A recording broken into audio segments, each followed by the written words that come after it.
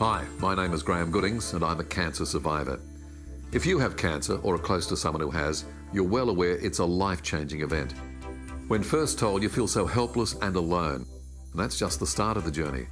But after the initial shock, there are things you can do and must do to take back control of your life.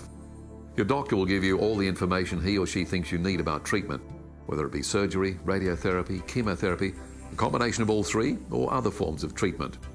The final decision on what course of action to take will finally come down to you. So, where do you start? That's what this DVD is all about. When people are told that they've got cancer, it's quite an overwhelming experience.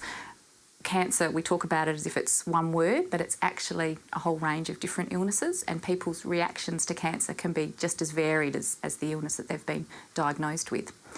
We do, however, hear some commonalities in the types of feelings and emotions that people experience when they've had cancer, and they talk about things like being shocked, feeling of disbelief, how can this be happening?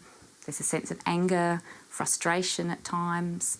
People can feel embarrassed, sad and upset, obviously worried and anxious. And sometimes even people talk about a sense of relief because they've known that there's something that's not quite right, and then they've now got a reason for that and a plan for dealing with it. So sometimes we hear positive emotions in response to a diagnosis of cancer as well. The role of the counsellor is really to provide a space for you to talk about whatever it is that's concerning you, whether it's emotions or any thoughts or fears you may have about the cancer diagnosis. We full well know with child development that with small children up to about 7, 8, 9 years of age, they're very concrete, literal thinkers, and simply you wouldn't want to say things in a very graphic way like you might to an adult, because we understand that children really are still in their fantasy times, and they would misconstrue and be traumatised by what you might have to say to them. There is good news in cancer. Every year that goes by, more cancers become treatable and more cancers become curable. A lot of people see radiotherapy, surgery and chemotherapy as alternatives to one another in the treatment of cancer. That is not true. There is a need for surgery, there is a need for radiotherapy, and there is a need for chemotherapy, and often all three treatments are necessary in the treatment of the one condition. Integrative medicine is a form of medicine where a doctor integrates various elements of healthcare. So the best that conventional medicine has to offer, but also evidence-based complementary therapies, a big emphasis on lifestyle, and also the used in a holistic sort of approach. The importance of exercise really can't be overstated.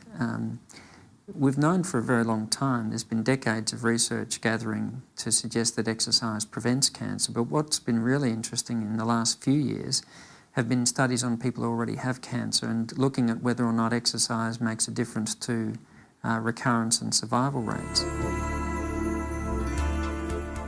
People often think supportive care, or I don't need support, you know, as in someone holding my hand.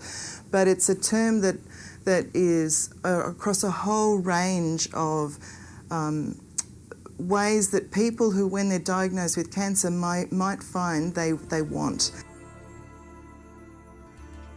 I think when people are first diagnosed, there's often a guilt. What have I done wrong? Why have I got this? And hopefully in speaking with us, that's something that we can dispel those myths that people feel that there's something they did that caused this. Another thing is deciphering some of the medical jargon that can be very overwhelming in the beginning when you're first diagnosed. As if battling cancer isn't enough, there are many practical issues to consider. Who's going to pay the bills while I'm off work?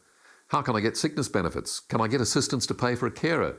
And if you live outside major centres, a whole range of extra challenges, like travelling long distances to get treatment, having to leave your work and your family.